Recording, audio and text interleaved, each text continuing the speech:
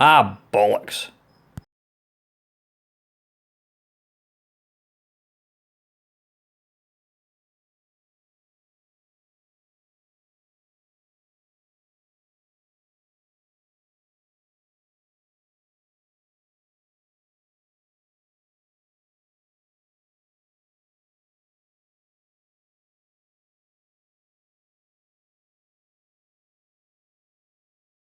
Alright guys, welcome to the Friday Waffle, and once again this is coming at you on a Friday night, thank goodness. Just back from taking the dogs out a walk and it's bloody horrendous weather. Don't know about what you guys think if you're in the UK, the weather, I don't know, the weather for the last 6 months has just been absolutely shite. It feels like it's been bitterly cold, wet, windy, for about, I don't know, it's probably been 6 months, but it feels like it's been like that for, I don't know, over a year. It's just absolutely horrendous. So roll on this spring and lighter nights and lighter mornings, that's what I say. So anyway, I trust you've had a good week.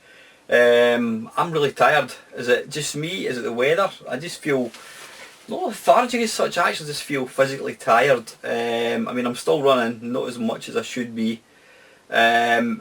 But I don't know, it's just, I think the weather is really getting to people. It kind of, it seems to drain you of energy and all you want to do is go to your bed.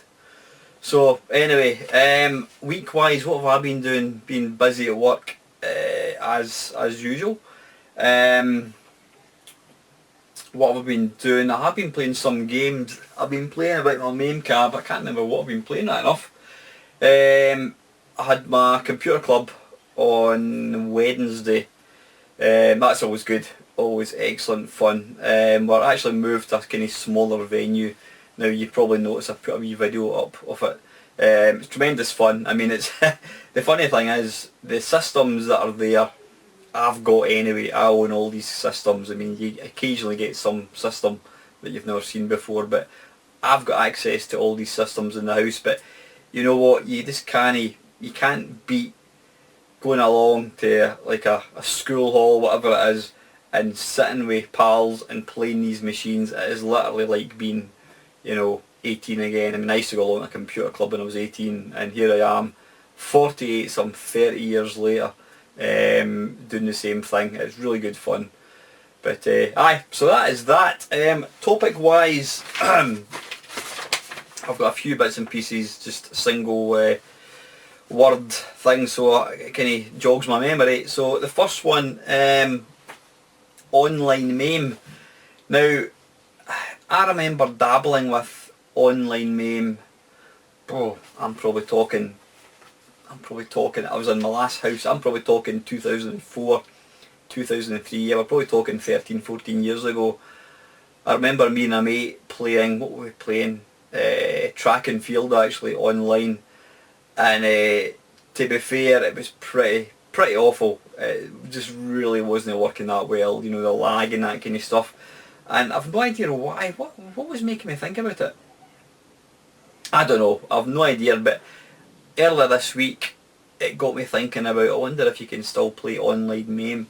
So I had a wee look, and there's a thing called Kalira, I think it is. It's like a kind of client type thing. Now, I'm a complete novice with these things. I've really got no idea. So what I've done is I've downloaded a version of MAME that appears to have, you can kind of click on a game, and if you right click it you can go to like play online. So tomorrow, one of my mates, Steve, who lives in the States, it's going to be tomorrow, 3 o'clock my time, 10 o'clock Steve's time, we're going to attempt to play some online MAME. Now looking at this thing, I've had a quick look, it appears that you can play like the Mega Drive and that kind of stuff, but whether I'll get it working is another thing, because like I'm a complete and utter monkey when it comes to anything kind of remotely networky technical wise. So it might be the quickest failure known to man, other than England crashing out the World Cup last year. Yeah, thought I would get that one in, since you're going to win the Grand Slam no doubt, or win the rugby five, what do you call it, the Five Nations thing. So we're going to give that a go tomorrow, see how we get on. If it works, that would be like a dream come true. Can you imagine playing 4-player track and field? That would just be fantastic. And even playing stuff like, I don't know, EA Hockey on the Mega Drive, you know, all these multiplayer games that we used to play years ago. To be able to play these online against your mates would be brilliant. So anyway, I shall report back next Friday Waffle and let you know how it goes. So aye, that's that. I've just written one word here, subscribers. Wow, what a week. What a week it's been. In the land of YouTube.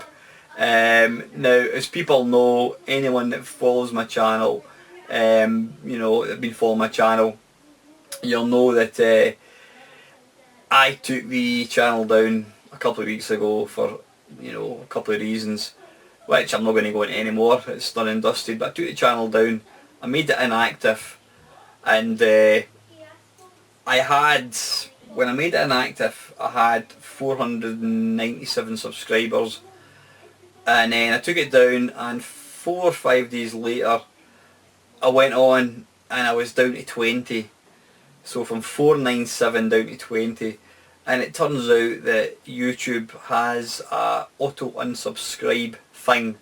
Now I don't know whether that's an option that you automatically set up when you go to a channel, I don't know, but it basically meant that I lost, well, 477 out of 497, I don't know, it's probably, I've not got a calculator with me, it's probably something like 95% of my subscribers, which I was slightly upset about, but I realised, well, you know what, there's nothing I could do about it. But as I mentioned last Waffle, the support I have had from fellow YouTubers and various other forums has just been absolutely phenomenal.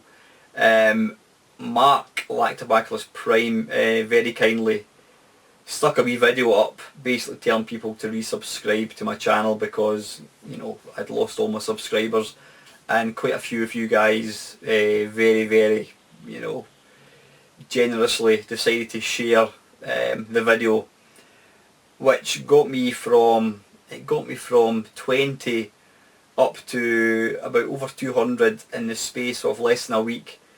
Now, as of, was it yesterday I think it was, or no, what day, this is Friday, as of Thursday night I should say, I was sitting, Wednesday night, I was sitting on 260 subscribers.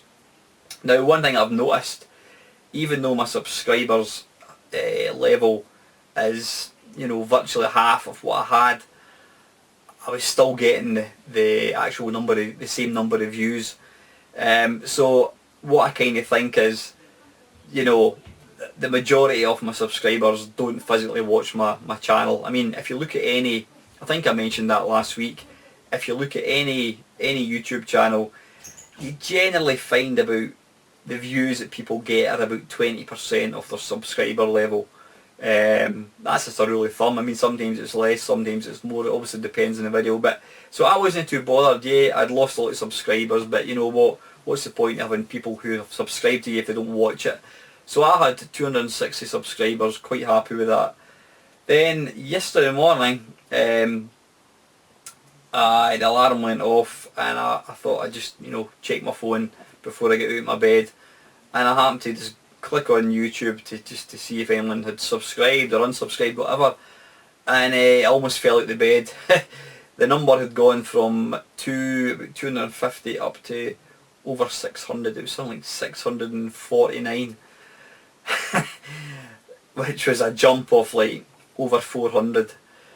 Now it looks to me like all those people who were auto unsubscribed have now been resubscribed. Now it might be that all these people have decided, fuck it, let's resubscribe again to Alan Stewart's channel. Highly unlikely, I must admit. It looks like, for whatever reason, YouTube has the glitch that caused all these people to unsubscribe has caused them all to resubscribe. So, as I said, I've gone from about 250 up to 660 in, you know, overnight. Now, yeah, I'm delighted with that, because at the end of the day, it's, I suppose, technically, I've got back the people that originally subscribed.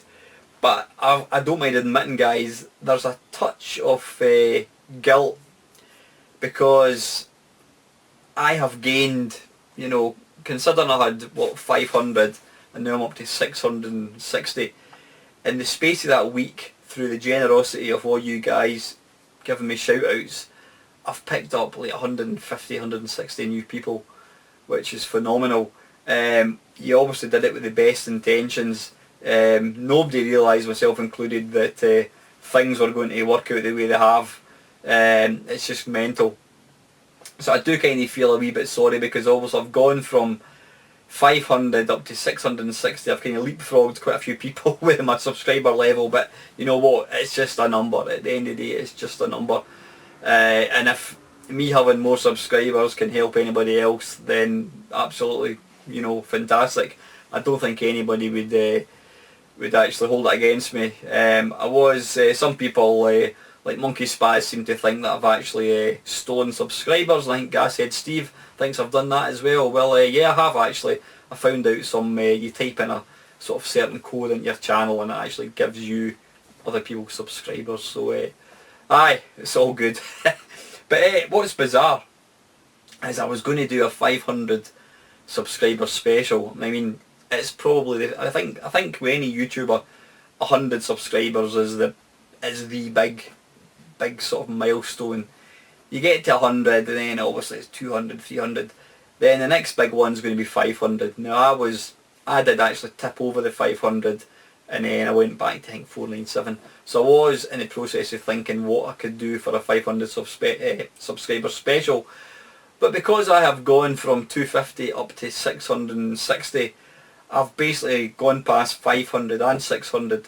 So I'm not going to go doing any specials, because it's been a very, very turbulent 2 weeks. It's been ups and downs, some massive lows and some absolutely phenomenal highs.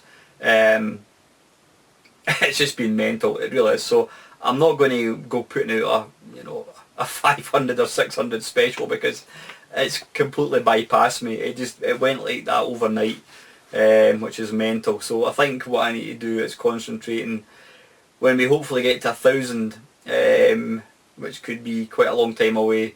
I'll probably do something like that. But aye, it's been a very, very bizarre week in YouTube land. But like I says, guys, thank you very much to everybody who's helped me out.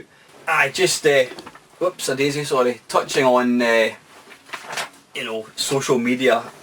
Dave Lonboy's post 1975. He put up a post or a video earlier this week, and he was basically, he wasn't having a debate or such, but he was saying that there are a group of people out there, we all know them, who for whatever reason despise social media. You know, they think that Facebook, they think that YouTube, they think that all these things, Twitter, all these things are evil. You know, they're a waste of time. You must be sad to spend all your time. You know, they seem to think that if you're on Facebook, that all you do is post selfies and, you know, tell people. If you're on Twitter, you tell people that you're going to go for a shite or you're having your dinner or whatever. And then there's what Dave actually mentioned as well, is the people that are even worse are those who used to use social media and for whatever reason have decided not to, and then they then stand on top of their soapbox and they try and preach to everybody how evil and what a waste of time social media is. Now, absolutely, there are, like again, as Dave was saying, any social platform, anything at all, mobile phones, computers, a lot, they can all be misused for various crimes. You know, we're all aware of the various things that are going on the internet. You know, some nasty people out there that use the power of the internet for rather nasty means. But the actual internet itself hasn't brought about these crimes. These crimes have always been committed. It's just that they're more widely exposed now. But yeah, I mean, we've all got people on Facebook who they constantly change their profile picture. They're constantly putting pictures up. They're constantly making posts. I mean, everybody's pet hate is the person who they just make a post and say, I don't know, I've had enough. it's all shit, and then they don't say any more about it, and people naturally, you know, make the wee posts, you okay hun, everything alright honey, all that kind of bullshit, and they never actually reply and say anything, so it's all about kind of attention seeking. So yeah, I can't be arsed with people like that. I mean, I've taken quite a few people off Facebook who do that very same thing. I mean, I do use Facebook quite a lot. I don't post on it every day. I do go onto it every day because, you know, to me it's my way of interacting with all my friends and family. I will make posts. I mean, if I'm making a post on Facebook, it's I generally try and make it something funny, whether it's a picture of my dogs, a picture of Ava's lizard, something daft. I might put up some, if I go out a run, you know, last weekend I was up in up the Highlands, and I took some photographs with, you know, Loch Lomond, and yeah, I use it for things like that, and I think people enjoy it. But there's absolutely a lot of people who use it for the wrong means, and it becomes boring. But you know, Facebook and YouTube, and not even the social media, the actual internet in general. I mean, I've mentioned before, I have been a member of 2 gaming forums, one which is a sort of ex-Lamasoft forum, and Way Off the Road, and I've been a member on both of these forums for 2000, since the year 2000, which is 16 years now, which is just incredible. Now, over that period, I have made a lot of good friends. I still am friends with them. Some of them I've never met, but I talk to them on a daily basis. Facebook, I've got to know a lot of people. YouTube, the same thing. You know, so people that poo-poo social media as not being real, as being artificial, as being, you know, somehow it's not a good thing, are only seeing one side of it. People don't really realise how good it can be. I mean, I've got a perfect example of how good social media can be. I've got a running mate, and his son, this guy tried to phone his son, and he couldn't get a hold of him, and he was trying to get a hold of him, and for like 3 or 4 days his mobile wasn't working, whatever it was. 3 or 4 days went by, and he got the police involved, and he posted on Facebook, had anybody seen his son? And lo and behold, the mother of one of his pals saw this and says, yeah, he's staying at my son's house. So through Facebook he was reunited. I mean, George, my mate, kicked his son's arse for not keeping in contact, not telling him where he was going to be going. But you know, the internet, especially Facebook, can be a powerful tool for things like that. But my personal experience of this, perfect example this week, or the last 2 weeks, with my channel disappearing off here, with the support I've had from all you guys, it just proves what an awesome group of people we are. You know, you can cut through all the sort of periphery stuff like, you know, video games and all that. Ultimately, we're a group of people who are decent human beings, and you know, when somebody's needed a bit of help, I mean, I didn't ask for any help. It was offered to me, and you guys all rallied round and got me back up and running again, and I'm eternally grateful to every single one of you for doing that, and I will continue to try and help out other channels, you know, with shout outs and that kind of stuff. So anyway, I'm kind of drying up slightly in that, but yeah, the internet, social media, people who don't like it, absolutely fine, not got a problem with that. But you know, people that do enjoy social media, stop getting on at us. We don't need to be preachered. We're all adults. If I don't want to go into social media, I won't go into it. I don't need somebody to tell me that it's not something that I want to use. So, right, okay. Talking of social media now, one element of social media is Twitter, which I don't get. I've got my YouTube channel set up so if I post a video, it tweets the video link. But apart from that, and that's a completely automated thing, apart from that, I don't get Twitter. I don't understand it. I understand what it kind of does, but I've got no idea. I mean, I've had people send me tweets and I'm not really too sure how to reply or anything, but it's not something that I'm really into in a big way. I don't knock it, but it's not something that I really use. But I did get a tweet from, not personally, I saw a tweet from Julian Rignall, who is ex-SAP reviewer. I think he works for Electronic Arts now actually, in the States, but he just posted a picture and he said 30 years ago, yesterday, this was the charts, this was the video game charts. Now I'm just going to run through it, and oh man, it brings back so many memories. In 30th place by Mastertronic, there was a game called Vegas Jackpot I should say. 29, Fighting Warrior, Melbourne House. What the hell was that? I've got it printed far too wee here. Rockman by Mastertronic, I don't remember that one. Impossible Mission by Epix Oblique US Gold. Gyroscope by Melbourne House. Robin o' the Wood by Odin. Now that was a game that I actually completed. I haven't completed many games in my time, but that was one that I did do. It was kind of like Sabre Wolf. You know, it was a kind of mazy type game. That was in 25th position. 24, it was Daley Thompson's Super Test. That was by the Mighty Ocean. 23, Saboteur by Durrell.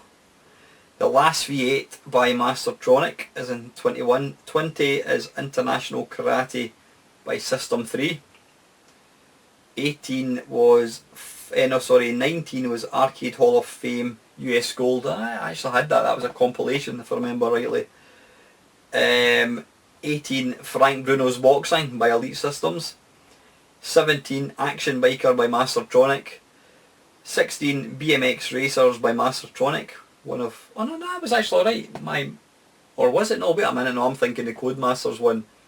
BMX Racers was bloody abysmal. It was in a par with Bionic Granny or whatever it's called.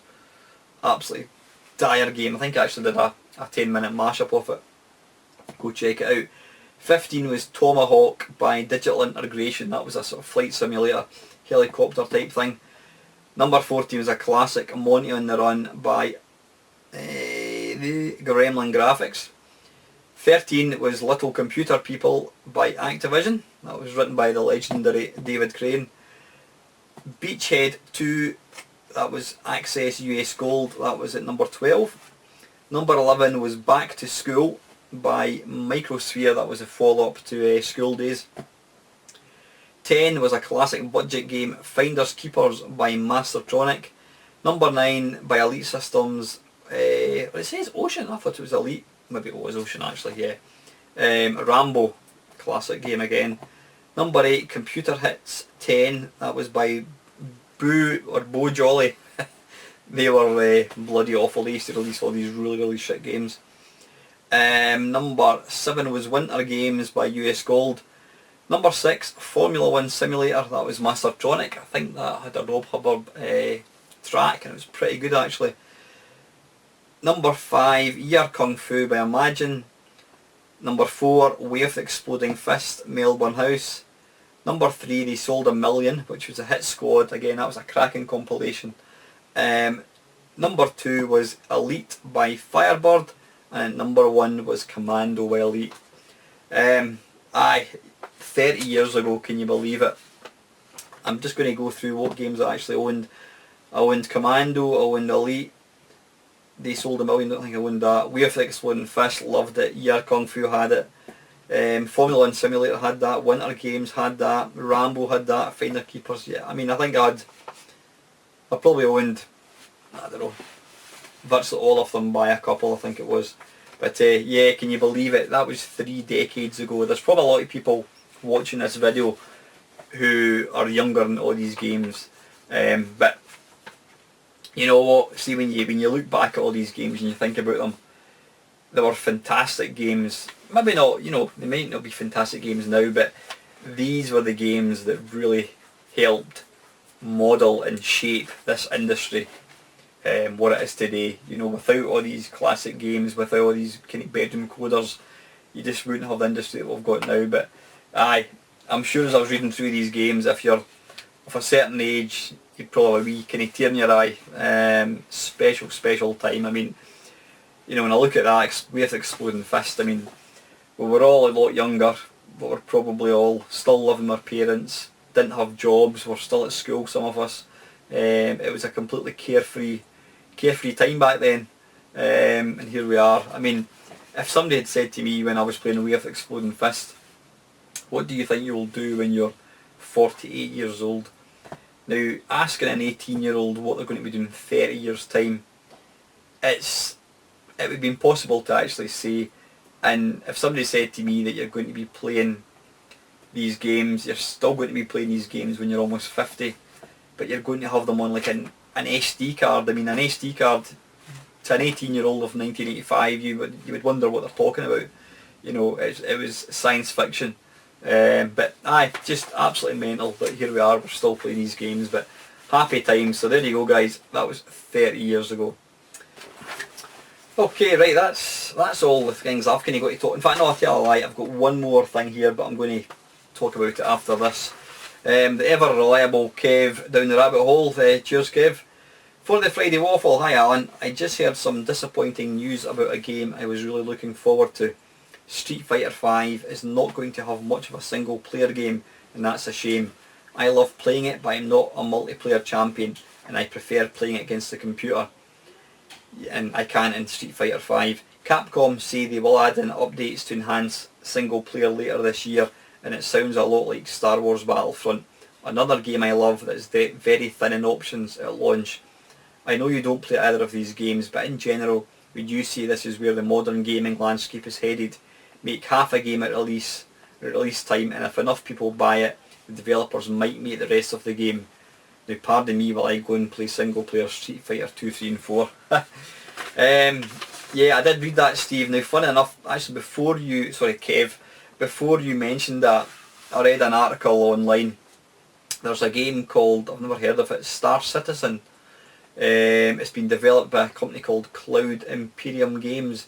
Now they've announced that the Space Sim would be splitting up into two separate products. Basically means that you're going to have, in fact I'll just read out what it says here. Today the studio expanded what exactly that will mean for the game. Up until now, Star Citizen has been a single unified product, but Cloud Imperium say that the single player module will be split off into a separate release. So basically what they're going to do is they're going to release one game as a single player, and they're going to release a standalone product as a multiplayer. So if you want to be able to play both, you need to buy two versions of the game. And that's obviously kind of similar to what you're talking about there, Kev, with this Street Fighter V. You know what, I think personally I don't like it. I'm not keen on that because I'm old school. You know, I like to be able to play, excuse me while I scratch my foot. You're always wondering what I'm doing, it's just I've got an itchy foot. I'm old school, you know, I like single player games. And people of our generation, we're always going to, you know, that was part of what kind of got us into this industry now, was this, you know, the challenge of one player games. But I think we've got to kind of realise that things have changed a lot, especially in the last, I would say since the Xbox 360, PlayStation 3 came along. You know, we've now got online gaming, which is fantastic. I mean, I used to play a lot of online gaming. What was I playing? Gears of War, I used to play a lot of that. It is good, and I think we need to realise now that the industry's changed so much that online is now a massive part of gaming. You know, there's probably a lot of people out there that's the only games they play. Your Call of Duties, your whatever it is, your Star Wars Battlefront. I mean, I must admit, when I saw the demo of Star Wars Battlefront, I was really impressed with it, and the temptation was to buy it. But as soon as I heard that it was going to be online play only, I thought, nah, I'm not going to bother. I'm not going to waste my money. I'm not an online player fan. Although having said that, I was talking to you about I'm going to try and play MAME online, which is maybe different. But I'm not. There's a lot of people now that just play online games, that's the way the industry's gone, I'm afraid. I think it's one of these things, Kev, that we just have to understand that things have changed, things have moved on a lot since we were kind of first got into computer games. It's sad though that they can't. Why do they have to? Why do they have to sell it as two separate products? And why can't they have? Why can't we have online and single player? It's obviously going to come down to development costs. Now I'm guessing through research, online polls, that kind of stuff, I'm sure companies would obviously want to know when they bring out a game and it's got a single player mode built in and multiplayer, I'm sure they would probably want to find out how many people bought it for online, how many people actually play the single player mode, and you might find that it's, you know, swaying towards the multiplayer mode. And I suppose at the end of the day, if they can save, if they feel that people don't play one player sort of options, then they're going to save themselves money by actually building it in. But aye, it is sad. It is sad, but I think that's just it's just a reflection on the way things have changed, Kev. It's you know, yeah, that's I'm kind of running dry here. Yeah, it's just the way things have evolved now. But it is sad. I mean, if it gets to the point where all these games become online only, then I'll probably end up, I wouldn't buy them. I mean, what was the game recently I bought? I bought it on the PC. No, is it Destiny? Destiny? I can't remember. Is that what it's called? It came out in the Expo and I bought it. I think it's called Destiny. And I bought it. It looked really, really smart. And I bought it on eBay. I got it for like 20 quid. And then I discovered it's online only. And you know what? I played it for like 2 minutes and I've not played it since. I think the big problem that I've got with playing games online, unless I'm playing against one of my pals, so I know I'm playing a kind of balanced game, the majority of people that you see on these online things, they're younger, they're probably the same age as I was when I was buying Commando and Beachhead. These guys probably live with their parents and they're probably online 10 hours a day. So some old crusty old fart like myself goes on to play Call of Duty, I'm just going to get my arse absolutely, you know, beaten to death. As I've found out, what did I play? FIFA 15 a couple of weeks ago. I played a couple of games and I got absolutely hammered because, you know, if you're only dipping in and out of the multiplayer side of things, it's impossible. You're never ever going to be able to live with all these guys that's all they do. They just play online games. But aye, if that becomes a norm, that'll be a shame. But I don't think it will, because there's still a lot of games out there. I mean, the majority of games still do have one-player games, but it always does sadden me when I buy a game and I load it up and I find out that there's not really a one-player campaign. But as you say, that Star Wars Battlefront's a perfect example, and for that very reason, I'm out. Simple as that. So yeah. Right, anyway, listen, we're almost finished, you'll be glad to hear. Yeah, I've just got one more question, excuse me, a few questions. One of my good mates, he's been on the channel for quite a long time, Stig Johansson, I hope that's how I pronounced your name, mate. He has asked me a few questions. What was the first C64 game you ever played? I will show you it. Where is it? I've actually showed you it before. Hang on a second. Where are you? There it is there. In fact, I'm not sure what one it was out of these two. It was, I got my C64 and I got these two games with it. I had to buy them. These are by Interceptor Software. Crazy Kong is one of the single most god-awful games you could ever want to see. I think it was the second mashup.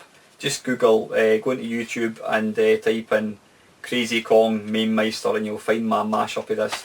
It's obviously Donkey Kong and it's bloody awful. That one there, Frogger 64, That's actually quite a good version, considering it came out. Was it written by the same guy? No, it wasn't. They were actually written by two different people, but the same company. That's actually pretty good. That is bollocks, complete bollocks. So that was. I don't know what one I played first. I think it might have been Crazy Kong. I'm sure it was. Number 2. What are your top 3 C64 games ever? Oh bloody hell, that's a tough one. Whew, top 3. That is difficult. I mean, I've got games. There's games that I'm fond of because they bring back happy memories, but I might not play them now. Like Bruce Lee, I'm looking at my wee B-Dart thing of Bruce Lee. I loved Bruce Lee. Would I play it now? It's a game I don't think's aged that well. Right, okay. I was about to say give you my top 3, and I've just thought of another game. Let me think. Right, I'm not up. Yeah, okay. I would say in third place, I'm going to go for probably. Right, yeah. I mean, I've got games like Way of the Exploding Fist, which I love, but you know, technically wise, it's maybe not a great game. But the best games that I still do play. Third place, I'm going to go for Drop Zone by Archer McLean. It's an absolutely stunning Defender game. It's an incredible game, it really is. Going to be Drop Zone, I think. Second place is a newer, well, I'm saying newer game. It probably came out in 1986. I would say Whizball, excuse me, I need these guys this foot. Whizball by, was it published by Ocean? But it was obviously written by Sensible Software. It's a fantastic game. It's a completely unique game.